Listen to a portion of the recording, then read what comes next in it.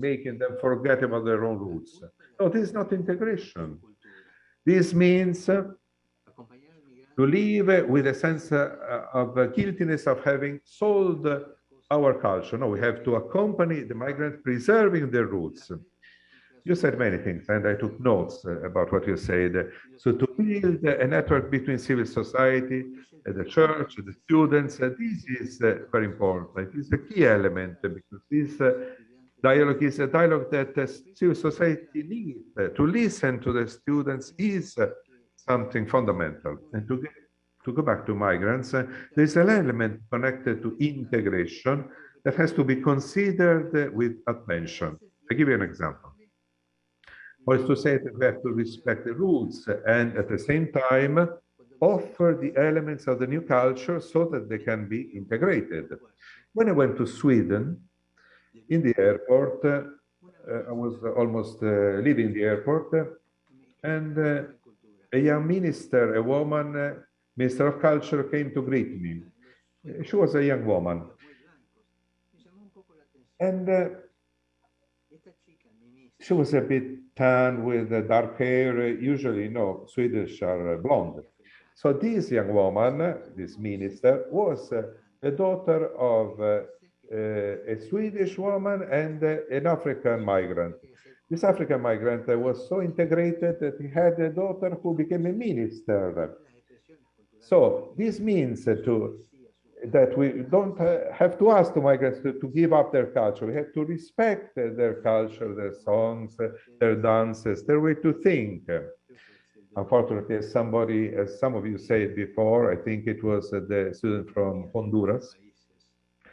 Unfortunately, the economy of many countries that sends migrants away, that is kept alive, kept afloat with the remittances that these migrants sent home. So migrants remember about their own country in order to feed it. But maybe they don't receive something in exchange. They don't receive a return from their homeland. So to solve this tension between the roots and the new life, between the roots and the needs to be integrated into a new world, this is a crucial element. And you must always defend the roots and integration, both things.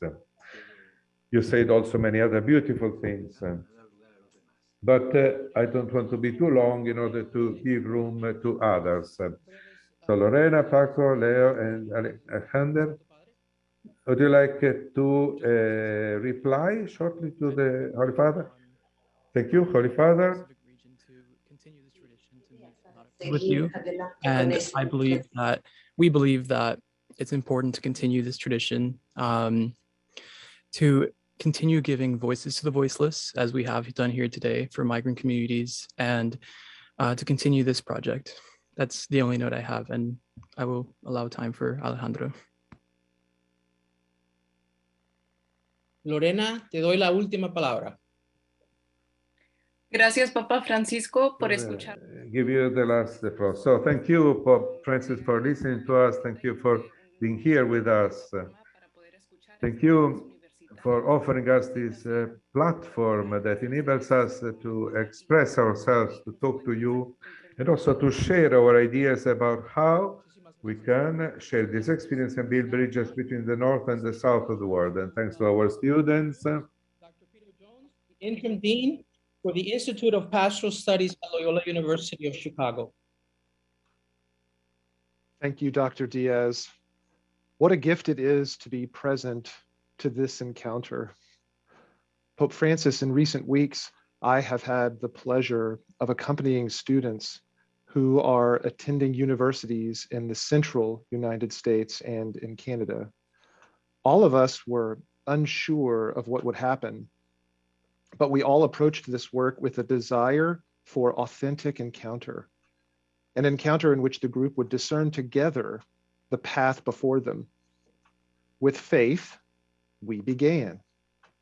You have described the importance of listening not just with our ears, but with our hearts.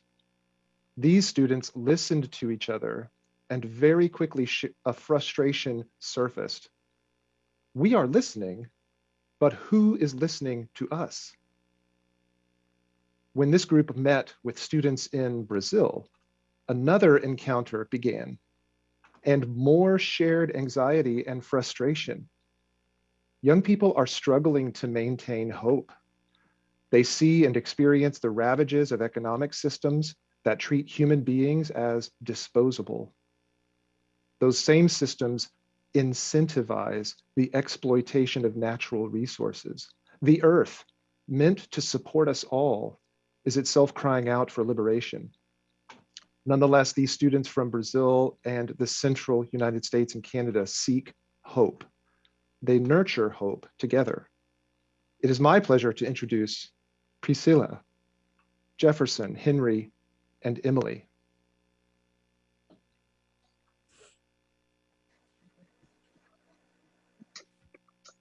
Querido Papa Francisco, meu nome é Priscila. Yeah, Pope Francis, my name is Priscilla, and it is, I would like to talk about the phenomenon of migrants who became people connected to the favelas. So we cannot think of the issue of migration without thinking how it was organized economy in Brazil.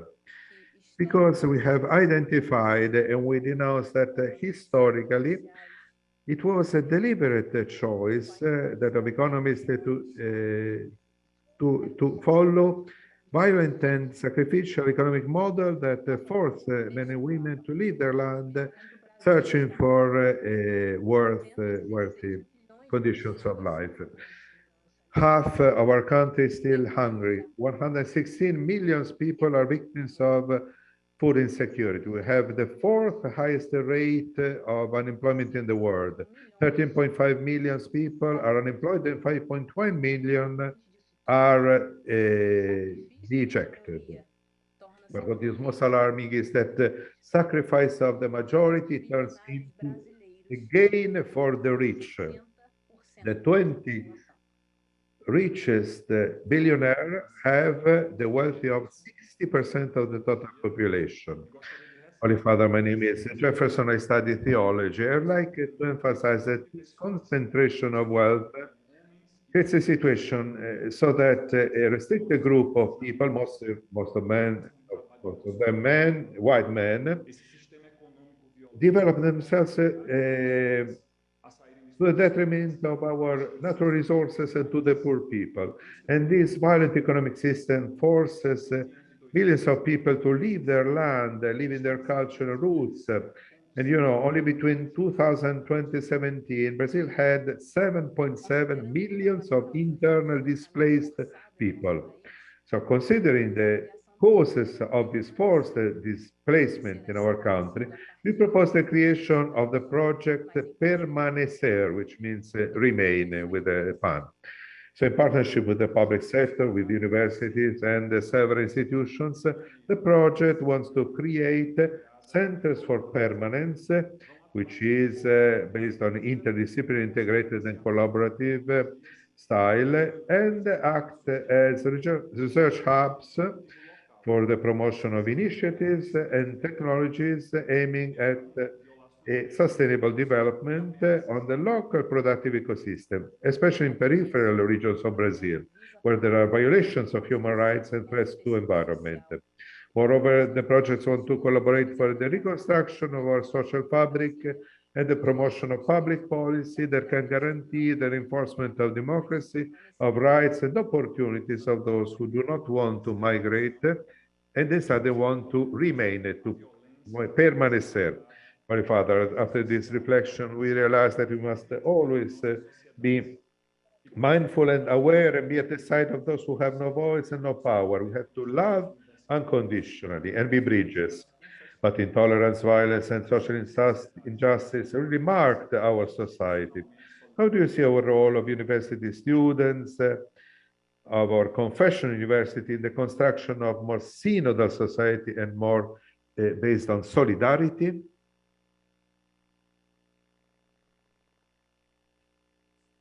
Holy Father, thank you for this encounter. My name is Henry Glenn, and I represent Creighton University, a Jesuit school in the United States. To prepare, our group dug to migration's root causes, and there found the issue that profoundly worries our generation: climate change. The climate crisis is an extraordinary threat to humanity and the earth. The United Nations estimates climate change displaces 20 million people annually, and researchers at Cornell University warn there could be 1.4 billion climate refugees by 2060 and 2 billion by 2100. Climate change drives migration across the globe. Some members of our group are themselves immigrants. This summer, I lived and worked in Tanzania, and when an unseasonable frost killed my host family's entire tomato crop, I was again convicted by how directly climate change affects the global poor. Catholic teaching can inspire action. The Church has tremendous capacity and responsibility to act through its people, money, infrastructure, land, schools, and advocacy networks. However, our synodal group discerned a shared frustration.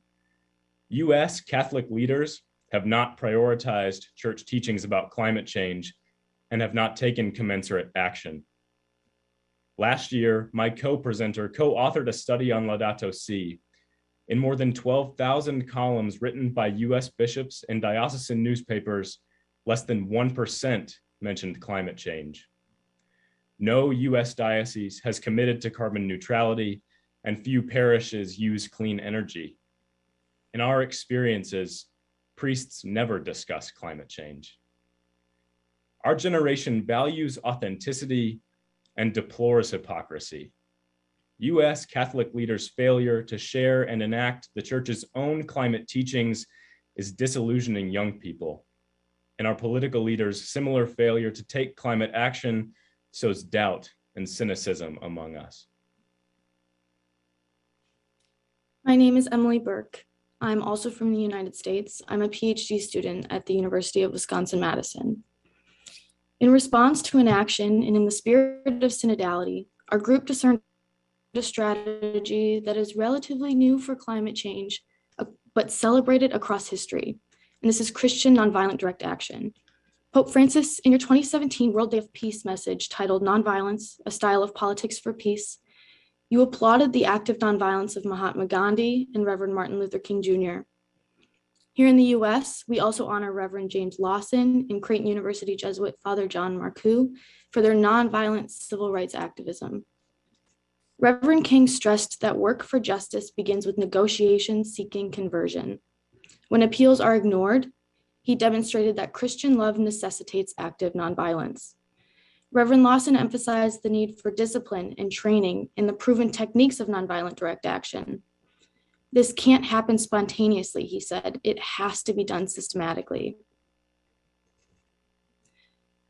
So given the failure of leaders to sufficiently address the climate crisis, our group proposes establishing centers to holistically train people in the spirituality and ethics of ecological conversion, skills of negotiation, and strategies of nonviolent direct action. These centers would empower people, especially young people, to meet with bishops, legislators, and private sector leaders, and more effectively appeal for science-based climate action. In the legacy of Gandhi, Marcoux, Lawson, and King, however, these centers would also prepare us to organize for principled nonviolent direct action if our appeals are ignored. Inaction perpetuates unjust violence on our common home. We have a rapidly closing window to avoid climate catastrophe that will forcibly displace millions, especially the marginalized, as climate refugees. Out of love, we feel that we must be trained to respond with the admired tradition of active nonviolence. Pope Francis, in your 2017 World Day of Peace message, you implored the world to, quote, make nonviolence our way of life. As young people eager to respond to your admonition, how do you advise that we make active nonviolence our way of life as we work to address the climate crisis?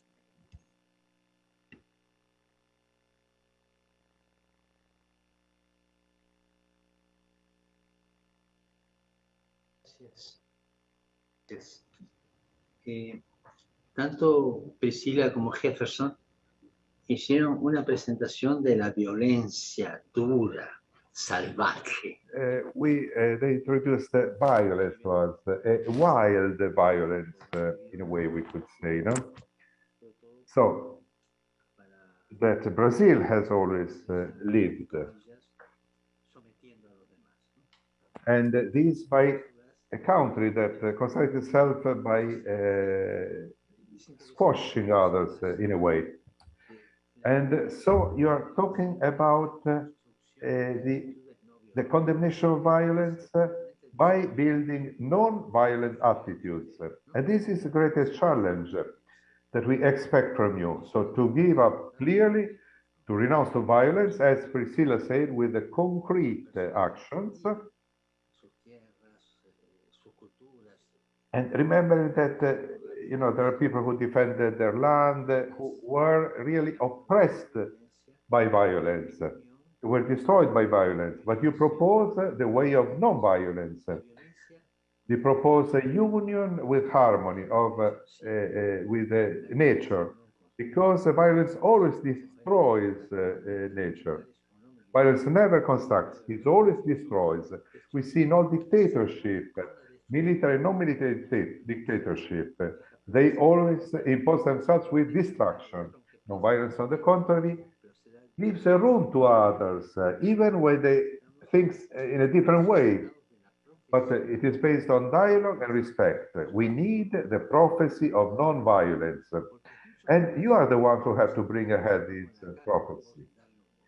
It is much easier to hit someone or to insult someone instead of just looking on the other side or offer the other side of our face. When Mahatma Gandhi began with a campaign of non-violence, he was ridiculized, he was persecuted when he began to disturb others. But this way brought to the independence of a nation. Non-violence needs the strength of goodness, it is an attitude that comes from the first tender gesture of a mother towards a child. I want to emphasize also an element of faith. How is God? God has three qualities.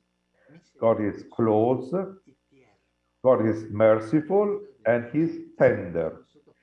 The tenderness of God is important, because someone could think that God is not tender. That is not our Christian God. Our God gets closer to us with tenderness and compassion.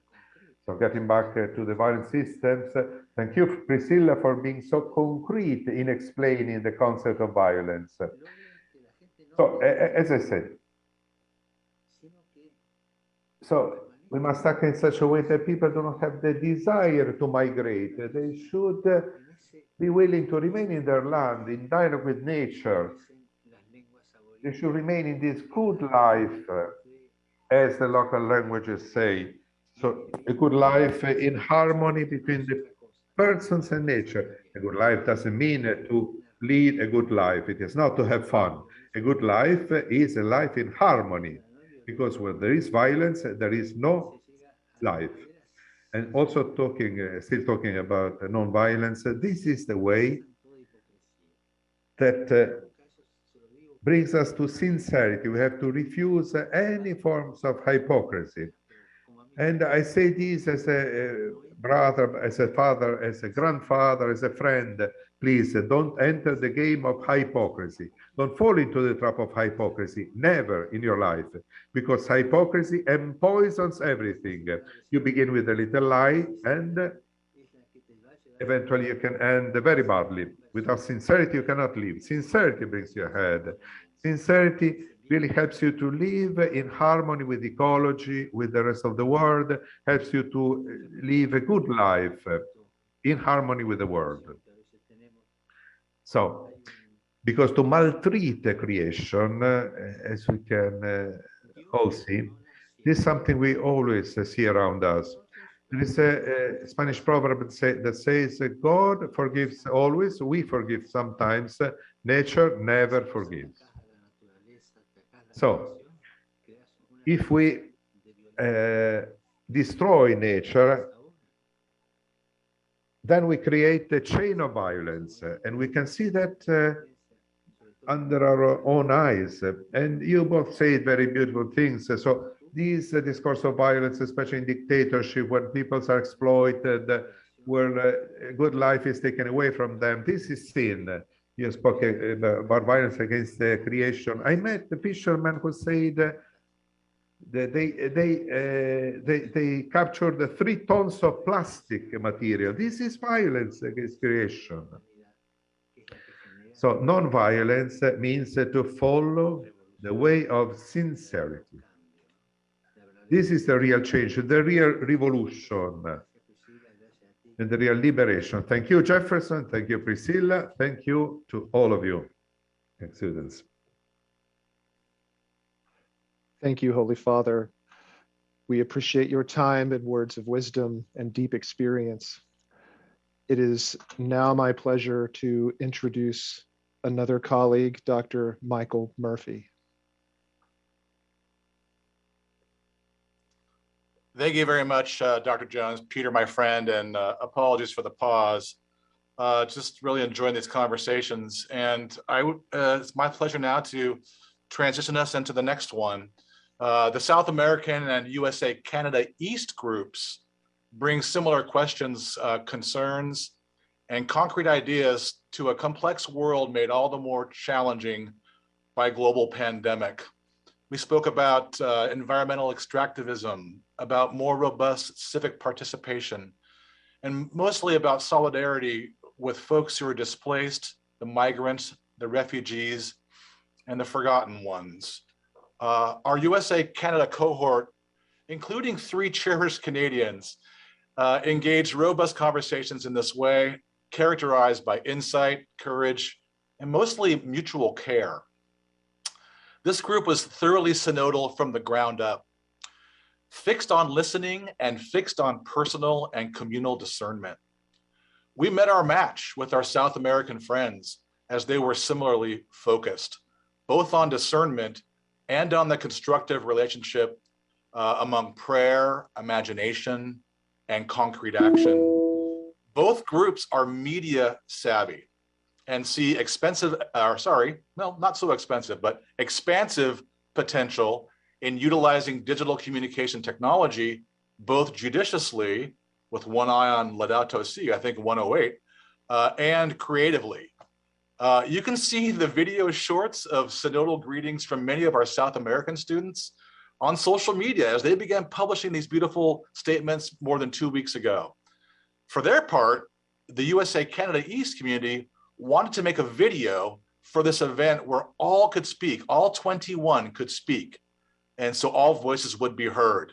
A great idea, but we think a bridge too far this time, but an achievable goal moving forward for meetings that follow in our synodal process. Our 2 groups met last weekend, and it was a gathering characterized by creativity, joy, and goodwill. These students are alive in the spirit, intellectually curious and driven, and their sleeves are rolled up for work. It is a true gift to work with these students. Here are our representatives: Eric Bazail Emil, Ana Ruiz, Santiago Varela, and Denise Rodriguez. And my thanks to Dr. Kuda for her leadership here and elsewhere. And so now let's hear from our 4, these North-South bridge builders selected by their peers. So Eric, over to you, my friend. Thank you, Dr. Murphy. Buenos días, Santo Padre. Me llamo Ori Basailén Mil. Soy estudiante de tercer año en la universidad estudiando política latinoamericana. I am a student in Latin American politics and Africa politics, 3rd year of university, and I'm specializing also in theology. A bridge to friendship. We observe that the inhumane conditions of migration today demand concrete responses. In our communities, we see how language barriers and unjust laws exclude undocumented migrants from access to quality healthcare, affordable housing, and dignified work. The gift of our diverse cultures and languages also present challenges to welcoming migrants and refugees into full participation in our societies and from creating friendships rooted in hospitality through the exchange of a common word. We students are eager to use our skills and energy to contribute to solutions to these and other injustices. For example, by creating a database of language professionals that can facilitate bilateral language learning for social inclusion and can accompany migrants and refugees through legal and medical processes that will provide stability in their lives. Brother Francis, we know that the dignity of migrants and social friendship are issues that are close to your heart. We remember your words at the 107th World Day of Migrants and Refugees in 2021, where you stated, in encountering the diversity of foreigners, migrants, and refugees, and in the intercultural dialogue that can emerge from this encounter, we have an opportunity to grow as a church and to enrich one another. We draw hope from the recent beatification of Salvadorian martyr Rutilio Grande, who preached that each member of our communities has a place at the shared table and a mission to the world.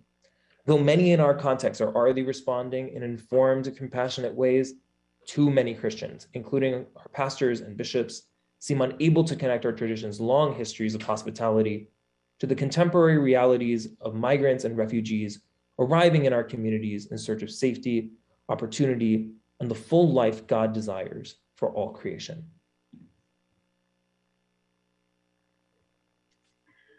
Hola, Santo Padre. Me llamo Ana Ruiz y soy estudiante de Georgetown, estudiando cultura y política. Es un placer hablar con usted hoy. Our dear Pope Francis, we are nothing if not filled with hope. We welcome opportunities for dialogue with our brother bishops, and we are heartened by those who make connection their top priority. But we also see around us that many of our pastors are not close to their flocks. They cannot draw strength from the witness of the faithful, and they are unable to teach others about the demands our faith makes for our work in the world. We need your advice and your help to call our bishops and bishops representing other groups here today to meet ad limina for a listening session, facilitated by women and men who are active in struggles for ecological justice, solidarity economies, and dignified migration and refugee care and resettlement. We are hopeful to empower these struggles by inviting our pastors and bishops to learn from their people and to model service for the poor and marginalized of our societies. Holy Father, I want to conclude with some questions, as St. John Henry Newman would put it, from our heart to yours. In our continued discernment, how do we promote participation and friendship between all members of our societies? How do we support concrete local initiatives while building bridges of solidarity between different cultural and linguistic contexts? What advice do you have for us to work together as a church in our context? Gracias. Gracias, Ana. Bienvenidos, Santiago Varela. Welcome, my friend. Oh, thank you. Yeah. Welcome, Santiago Varela. Good evening, everyone. My name is Santiago. I'm from Argentina, like the Holy Father. So I was accompanied in this presentation with Denise from Ecuador, and we represent Latin America, South America together.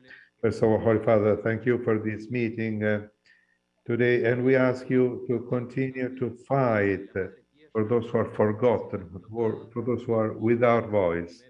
The Mother Earth is exploited, and the poor are the first who advocate for defending the land, but they are the first to be ignored. They are forced to migrate with the hope for a better future, with the hope to find a job abroad that was denied in their own land. This South America had suffered a story marked by deaths and inequality, two economic factors that are main causes of the process of forced migration towards the north and the west, but also the causes of internal migration in our countries, with a rural exodus that is very important, that can generate a process of overpopulation and exploitation of human beings. On the other hand, the migrants suffer for the stigmatization that emphasizes the throwaway culture. And no one assumes the responsibility for this, because we are all responsible for this. So what do we propose? We propose to build alliances, build bridges and not barriers. We want to build alliances that enable to create solutions. So we reinforce the network of university students with the objective to bring in the different university areas actions that are based on a community based on empathy and brotherhood. We have the duty to create a juster world than the one we received. That is one way we want to elaborate bills and public policy in order to find solutions to the problem of inequality, the concentration of wealth, and foreign debt. We have to raise our voice and the project and encourage strategies of alternative and solidarity economy through the creation of workforce cooperatives that are run by the workers themselves, offering support and with the support of our university. We have to generate spaces of dialogue that bring to rethink public policy that monitor the social responsibility of the companies that exploit our natural resources. We have to pretend to a social responsibility with the Mother Earth, and we must have the courage to bring ahead this project, and may God bless us. So, Holy Father, our question is, what is the way we should follow, we young South American people, to respond to the problems that we are facing, and what concrete actions we can implement? Thank you very much. Thank you for these many things you tell me.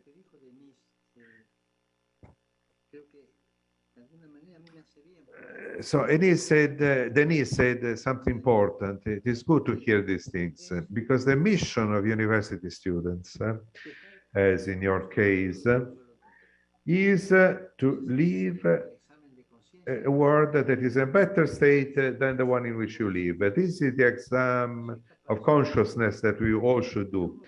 I think this is what you meant, Denise. Am I able to live a world that is better than the one I'm living in now?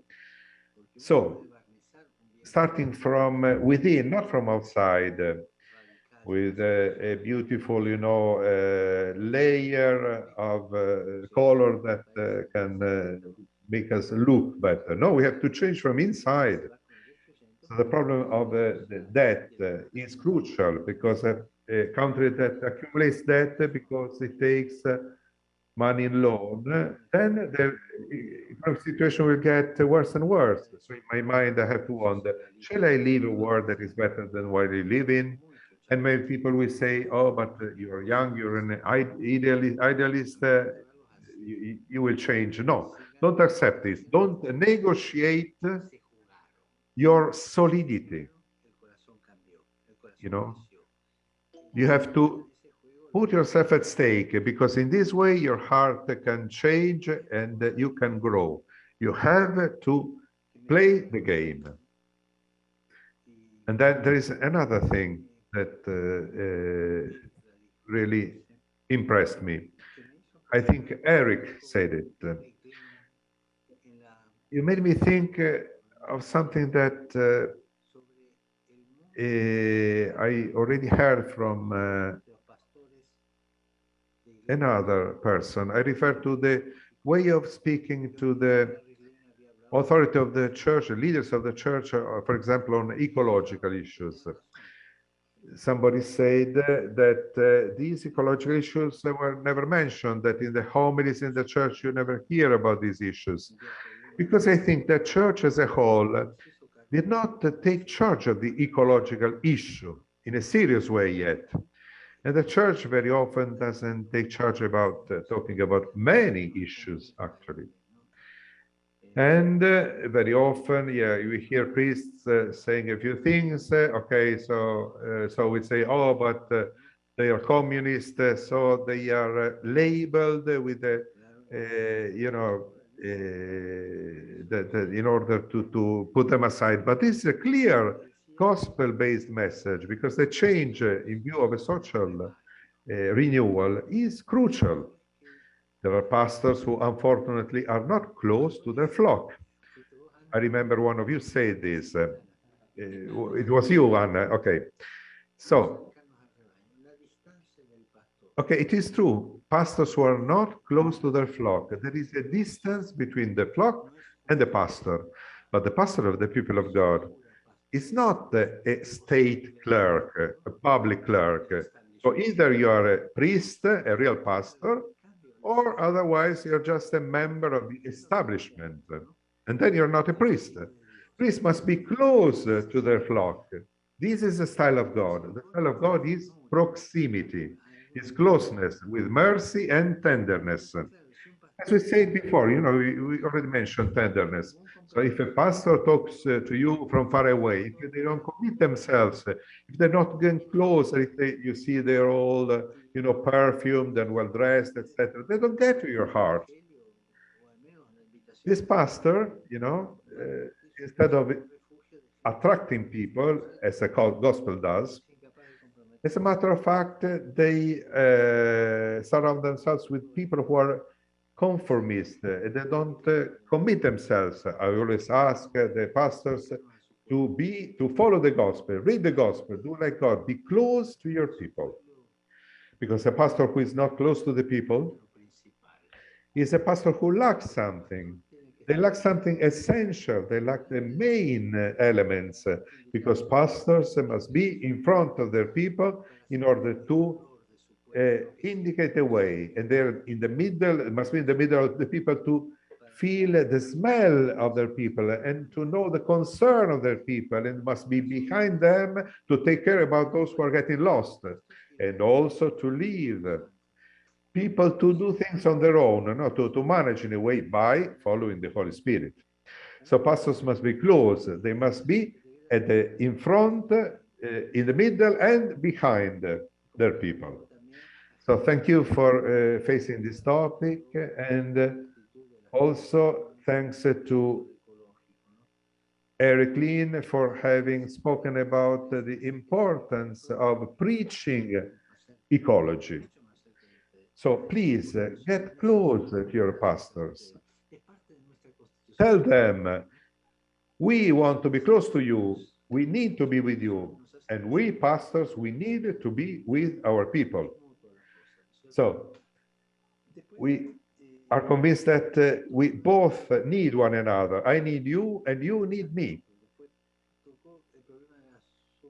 Santiago, for example, he mentioned the overpopulation of the big cities because of rural migration, because countryside is abandoned, there is no work, so people go to the cities. And a sort of you know, big structure of people around the cities who are often, these people are alone. They don't have people of reference. Very often they don't have the minimum to survive. These people often live in an incredible misery, in extreme poverty, like in these favela, in these slums around the city. These people, in their own land, they were very well. They lived well. They had a house.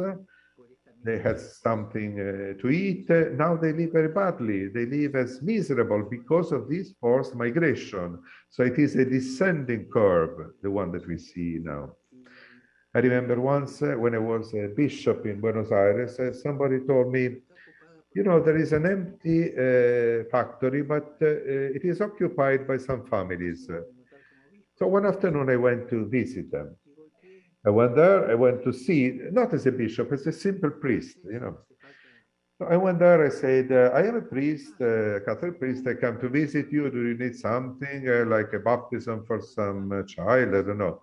Oh, please come in, they said. And this factory was a big group of families. And I saw they had good furniture. So what happened?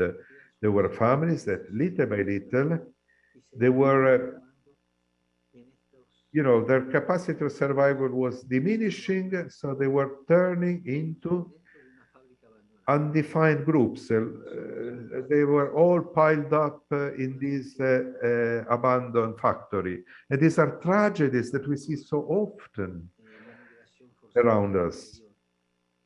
And we see, you know, the causes of migration. You mentioned empathy, brotherhood. That is very good, you know, empathy, brotherhood, social inclusion. these are the ways to follow. So always remember that the leading thread of all this way is hope. Hope does not deceive.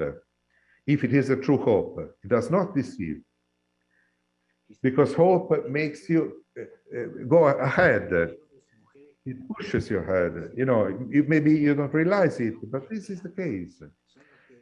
You know, there are people that when you see them in action, you see they go ahead really pushed by hope. So thank you for your commitment. Thank you for what you said. And I, as a pastor, you know, I will make an effort in order to be closer to people and serve you in the best possible way. Thank you. Thank you, Holy Father. I know I speak for our students when we wish we had more time with you, but I do want to echo Anna when we say cor ad cor loquitur, heart to heart. Holy Father, we thank you. Now it's my pleasure and my privilege to introduce my friend, Dr. Felipe Legarreta. Felipe, please welcome to our dialogue, my friend. Yes, thank you so much, Michael. Thank you, Santo Padre Francisco. Muchísimas gracias por invitar a estos. Thank you, Francis. Thank you very much for inviting these young university students to the synodal meeting to listen to those who are there, to the periphery of society. Thank you for inviting, and I want to thank you for reminding the importance of hope. And you know, the causes of migration, the identification of the causes of migration is not statistics, it is a denunciation, a prophetic denunciation, a strong denunciation interwoven with the stories and the faces of men and women of any age, any race, any belief and social condition. The students, boys and girls, they engage themselves in building bridges of communion and solidarity. They want to take part in the mission of the people of God as agents of reconciliation. Their proposals aim to put at the service of migrants their talents according to their academic specialization or area, and according to the resources that are available in the Jesuit universities of Mexico. So please, Your Holiness, please continue to welcome and accompany the students so that they can listen and respond with enthusiasm and perseverance to the call of Jesus Christ and heal the wounds of our migrant brothers and sisters.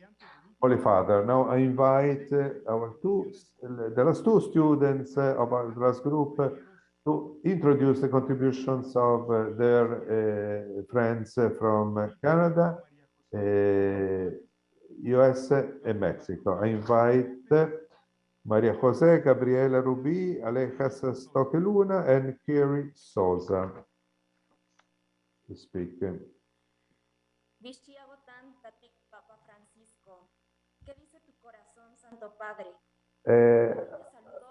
Oh, Francis, how is your heart, Holy Father? I greet you in the Maya Quetzal language, which is the language of my ancestors in the forest of Chiapas. I am Maria Jose Ojeda Gonzalez and represent the University of Mexico City. Together, our voice invokes the beginning of action and thought. It will be us, young people, who lead us, because our political world leaders only think of their personal interest, even when this means to trigger a war. In the Group of Mexico, we believe that before proposing, we have to recognize that migration has at least three interconnected causes that are present in our history. One of these causes is structural and systemic inequality that exists in society and in the church structures. These inequalities are due to the ethnic or national origin, to the identity, gender identity, social condition, etc. So we are different, but there was an engine of exclusion. There is poverty on the one hand with an unfair distribution of the basic goods, such as access to education, access to healthcare. I think we all have the privilege to be able to have access to these rights, but our brothers, migrant brothers and sisters, do not have the same rights. Why shouldn't they be able to enjoy the common home or take care of the common home? It belongs to everyone, so maybe we forgot this part, we forgot about this need. And another one of these causes, this inequality, is physical violence and also psychological violence, but especially the symbolic violence that was perpetrated by different actors like organized crime, paramilitary groups, even the Mexican governmental institutions. We realize that we were part of a cycle of violence, of stigmatization, as my friend said. In front of them, one of the first proposals we have is to eliminate the stigmatization of the migrants. We must be able to see these people as equal to us, not as the others, not as the enemy, as those who are different than I am. So all institutions should promote and guarantee and support basic human rights. Eliminate stigmatization means to go beyond the walls of our churches, of our universities. What we say must be turned into action. Otherwise, everything we do is worth nothing, because Christ went out. Christ gives us hope. So we must be really a church in pilgrimage. Thank you. Good evening. Good evening, everyone. My name is Maria Jose Ojeda Gonzalez. I am a student of psychology at the Pan American University. And I want first to express our solidarity to the young people of Ukraine for the situation they are living now. And I want to introduce two more proposals that we students propose. First, based on the 4 pillars that as welcome, protect, promote, and integrate migrants, we have to adopt the right strategy, the social policy expressions of Christian life in order to protect these people. So my proposal is to promote attitudes of welcome, of hospitality, through dialogue of peace, where we welcome any person, anyone who must freely choose, who wants to freely choose to be part of a community. And we can do this through concrete actions such as helping people to find a place to live, to help them with bureaucracy.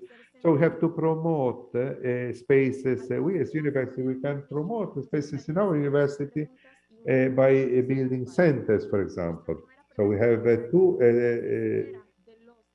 questions and a request. The first question is what we expect from university students in relation to the actions in the area of migration to be promoters and actors in favor of human rights and human dignity of migrants. Second question, how can we collaborate as students together with the church in order to generate new ideas, a new way to see migration? How can we transform all of these into political actions? And last but not least, a request. We want you to address two appeals. One to the rectors of Jesuit universities of the Americas, so that we can find active and effective forms to respond to the needs of people who migrate, who have economic difficulties, starting from the universities. And also an appeal addressed to students of goodwill. They should not pass at the side of the suffering of people who suffer, who need, especially the migrants. So make available to them their needs, their human needs and their skills in order to help people. Thank you very much. Good evening, Holy Father. I am Alexander Sastock. I'm Colombian and represent the Loyola University in Chicago. I was thirsty and you gave me something to drink. I was a stranger and you invited me in. Inspired by this verse, I ask you, would you be the one who opens the door for my people? My people are those who try to cross and fight hard, but their dreams were deferred. They pass away with their flags in hand. They had a dream, and their dream is mine. I was fortunate to secure a scholarship to study in the United States. I took a leap of faith. I have to learn a new language. I miss my family and my culture. I have many jobs that I never imagined, such as a butcher, landscaper, construction worker, a nanny, anything to achieve my goal. I even feel that I will never be enough for my Colombian people or for my American people. But I was always blessed with a family who encouraged and support me to succeed. Political instability in the United States almost jeopardized my dream of completing my education at Loyola. In 2020, government left me and thousands of other international students went uncertainty, not knowing if we were going to be deported. My story is the same as many others. There is a lot of frustration with the increasingly toxic narrative that surrounds immigrants and displaced people. We are often described with dehumanizing language. We aren't rapers, murderers, drug addicts, drug dealers. We are dreamers, hard workers, people who offer the best to this or any country. We are hopeful by working together as students we can build bridges that should have already been constructed. We want to be part of the love that provides directions, encouragement, and support for others to achieve a good life. So I ask you, would you be the connection of the continent of hope? ¿Podemos hacer lío juntos? Buenas tardes, Santo Padre. Mi nombre es Katie Sosa y estoy representando la Universidad de Reuters. Good evening, I represent also a university. You hold the power to those who feel powerless. We can plan to create awareness to let those who identify with us know that we can hear them. We will speak for them, not to minimize them, but to build them up, to broaden the narrative. As a group that has concluded that there is no such American dream, we propose using technological advancements to do a podcast that includes the voices of people everywhere, across borders, facing the decision to migrate, displacement, and assimilation. This will explore works done by everyone, including the latest research, making sure to highlight stories of all. This brings us into our unity of mind and heart. We aren't separate groups of people. We're all human and deserve to be heard with no judgment. We ask for special attention to priestly formation, teaching them the theology and relevant moral principles with clear expectations for the implication of their role. We ask to not close any more churches, as they can be transformed into our homes. We ask for academic leaders to be educated through special training about immigrants and how to aid an undocumented individual. We want awareness from all. We ask for union among those who have high influence. We ask for priests and public figures, artists to correct and broaden the discourse, to highlight that my people aren't to be feared. They are to be heard, understood, and helped. You have issued a challenge. Do not be afraid, do not yield to fear. Many leaders and many institutions respond with fear and close the door on the stranger who seeks shelter, the sons and daughters of our Lord, those who have died with their rosaries in hand. We ask that you help us change these systems and lead the church to be an institution with open doors. Will you walk with us as we express the power of the Spirit and help those who lost their strength trying to grasp onto a lost dream? Thank you.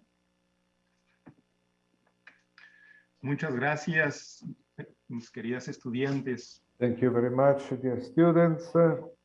Holy Father, I invite you to respond to these concerns of these young people who shared with you their dreams and their vision. Thank you for your words.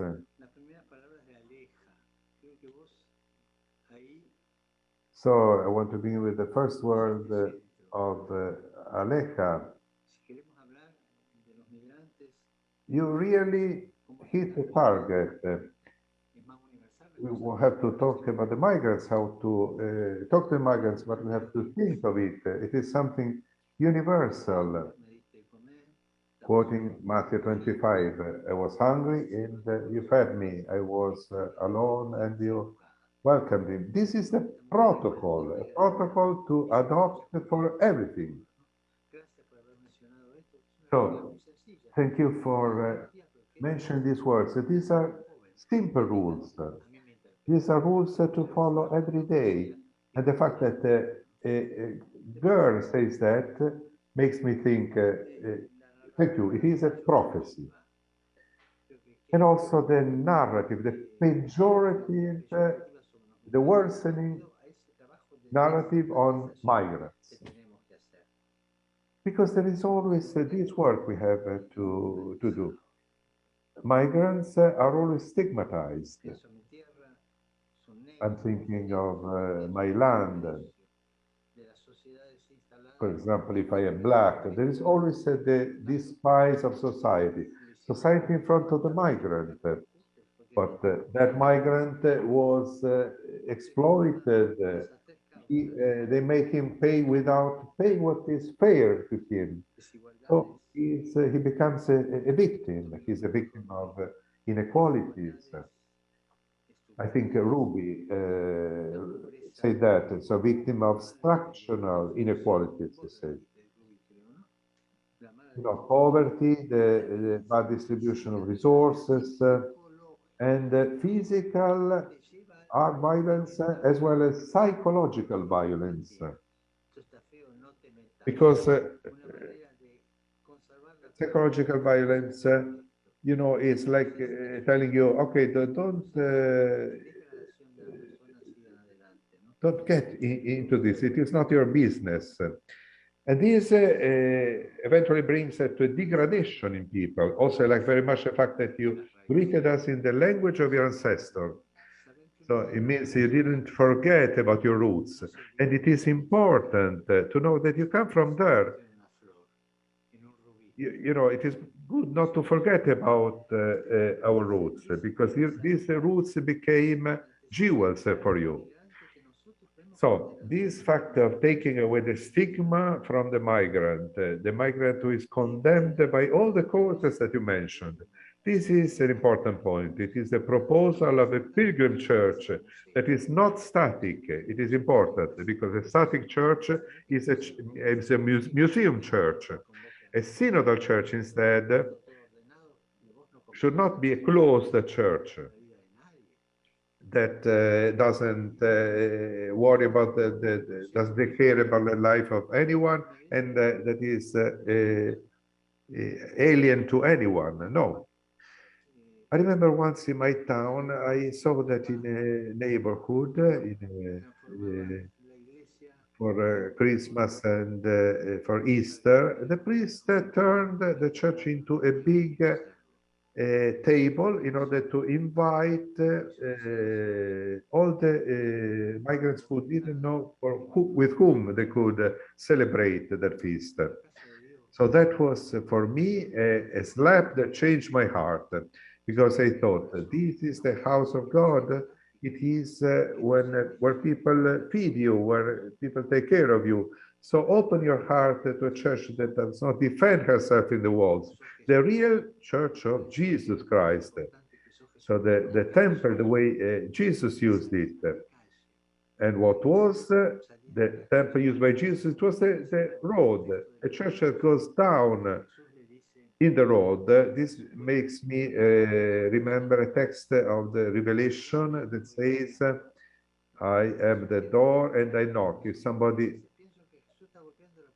opens to me, I will enter and I will get in. So Jesus sometimes knock at my door almost to get out. No, the church has to get out of the door. This is the synodal aspect that you spoke about. And what do we expect from university students? Okay, so that they go down in the road, that they commit themselves, that they show their face, that they are the consciousness of this sense of instability with which a society tries to fascinate us, like the enchantment of the snake that fascinates us with its false serenity, and we eventually hide everything under the carpet, you know, or into a drawer. So it is very good what you say, that to destigmatize, to take away the stigma. I like this. It was very good to listen to your words. You were the last one who gave the contribution, and maybe some of the things that I said were good to you, but I assure you that what you told me was very good to me. And I get out of here being different than the way I came in. So you can change others. So thank you very much. Thank you, because your words give us hope and to continue this process. And the meeting with you gives us a possibility to build bridges now and in the future. So thank you, Holy Father, and thank you to all the students who took part in this dialogue. And now to conclude, I give the floor to Ms. Kuda, who will conclude this Synodal Encounter. Thank you very much. Thank you, Felipe. Thank you, Holy Father, for your time, for dedicating us these almost 2 hours. Thanks to all the students, but especially I want to thank, first of all, His Eminence Cardinal Mario Grech, who is the person responsible on this synod, of this path of synodality. So he enabled us to open this dialogue, a synodal dialogue that he has so much at heart, a dialogue with university. Thanks also to Cardinal Wallet, who is president of the commission. Thanks to Cardinal Guerra, thanks to Michael, to Peter. Thanks to all of you for having shared this pathway that brought us to this point. Thank you, Dr. Kuda, and thank you, Pope Francis.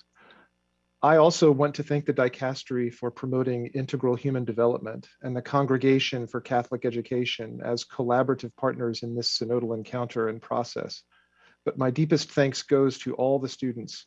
You accepted our invitation without an understanding, but with a great hope.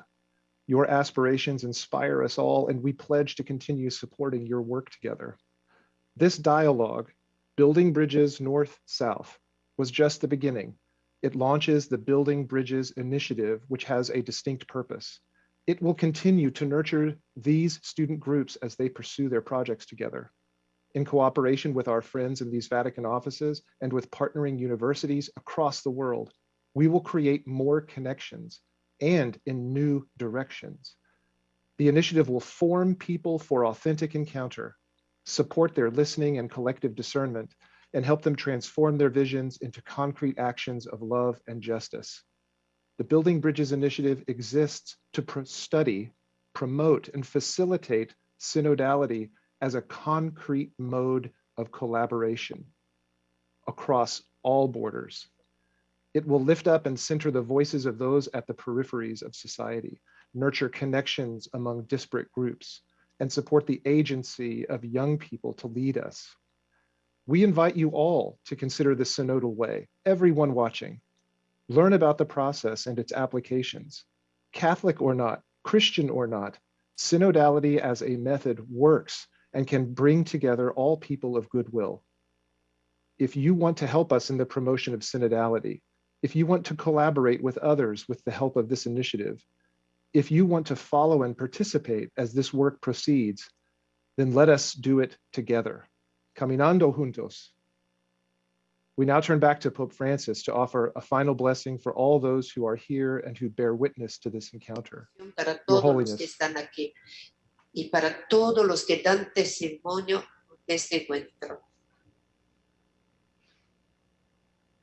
Pido a Jesús que los bendiga.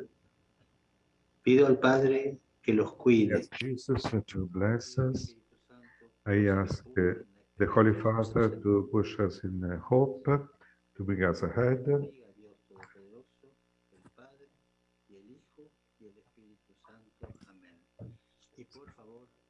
And please don't forget to pray for me. Thank you.